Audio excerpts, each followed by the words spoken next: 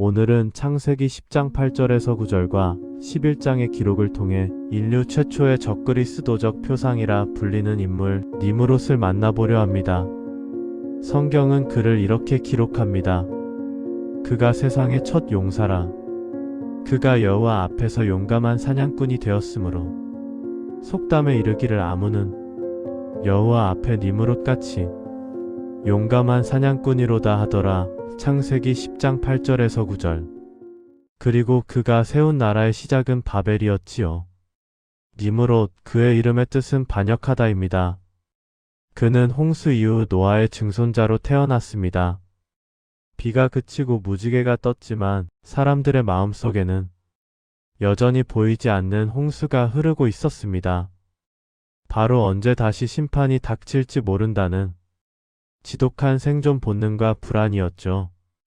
니므롯은 그 불안의 토양 위에서 자라났습니다. 그는 어릴 적부터 남달랐습니다. 가인에게서 내려온 스스로를 지켜야 한다는 유전적 불안은 니므롯에게 와서 압도적인 힘에 대한 집착으로 변질되었습니다. 그는 맹수로부터 사람들을 구하며 영웅이 되었지만 실상은 맹수를 사냥하는 칼날보다 더 날카로운 야망을 내면에서 벼리고 있었습니다. 니므롯의 심리 기저에는 톡한 나르시시즘이 깔려 있었습니다.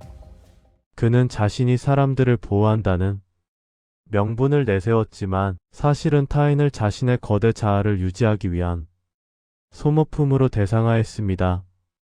가인이 아우를 죽여 자신의 가치를 증명하려 했다면 니므롯은 아예 신의 영역에 도전장을 내밀어 자신의 존재를 절대화하려 했죠. 그것이 바로 바벨탑의 시작이었습니다.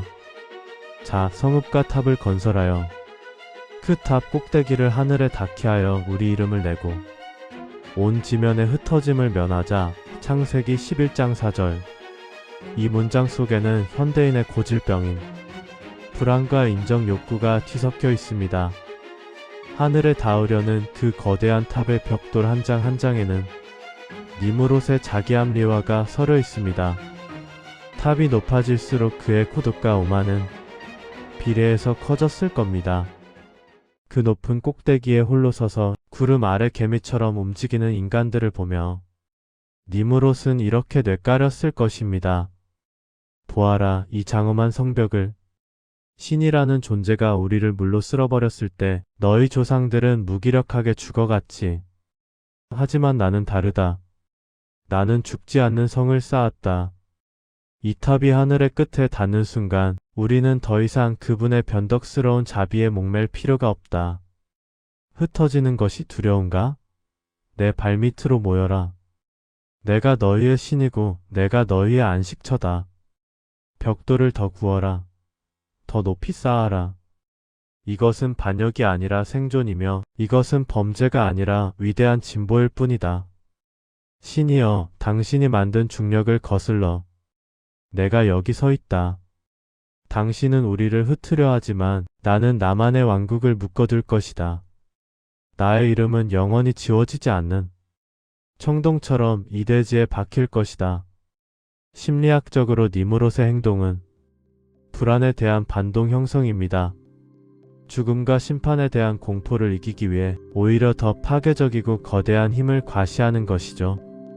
그는 가인의 후예들이 가졌던 유리하는 자방랑자의 운명을 거부하고 스스로를 성벽 안에 가두었습니다. 현대인들도 마찬가지입니다. 우리는 끊임없이 높은 빌딩을 세우고 SNS에 팔로워 숫자를 쌓으며 거대한 자산의 성벽을 구축합니다. 왜일까요? 흩어지는 것이 두렵기 때문입니다. 내 존재가 잊히고 사라지는 것이 공포스럽기 때문이죠. 이것이 바로 가인에게서 니므롯으로 그리고 오늘날 우리에게로 이어진 죄의 유전입니다. 그러나 하나님은 그 높은 탑을 무너뜨리기 위해 군대를 보내지 않으셨습니다. 그저 언어를 섞으셨을 뿐입니다. 소통이 단절되자 거대한 제국은 순식간에 모래성처럼 허물어졌습니다. 여호와께서 거기서 그들을 온 지면에 흩으셨으므로 그들이 그 도시를 건설하기를 그쳤더라. 창세기 11장 8절. 니무롯이 그토록 두려워했던 흩어짐이 결국 그의 최후가 되었습니다. 교만은 스스로를 가두는 감옥이 되고 신이 되려 했던 자는 결국 누구와도 대화할 수 없는 고립된 괴물이 되었습니다.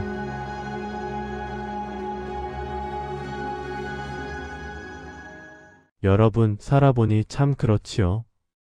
젊은 시절엔 우리도 저마다의 바벨탑을 쌓느라 참 바빴습니다. 자식 교육이라는 탑, 재산이라는 탑, 명예라는 탑. 그것만 높이 쌓으면 노후가 평안하고 흩어지지 않을 줄 알았습니다. 하지만 때로 하나님은 우리가 정성껏 쌓은 탑을 흔드시기도 합니다.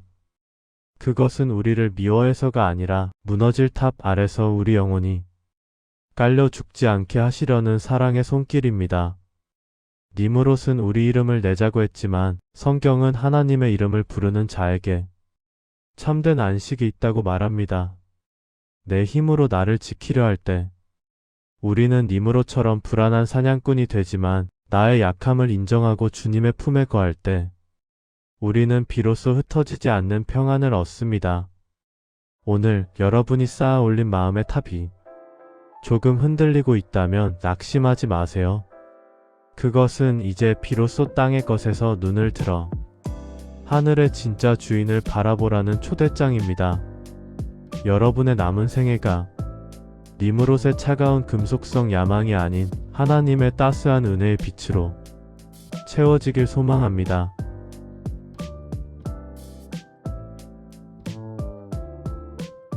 오늘 영상 재미있게 보셨나요? 영상 구독과 좋아요로 이여정에 함께 동행해주세요. 구독과 좋아요는 많은 이들에게 이 영상을 노출하여 여러 사람에게 하나님의 사랑을 널리 전파합니다. 댓글로 여러분의 마음을 들려주세요.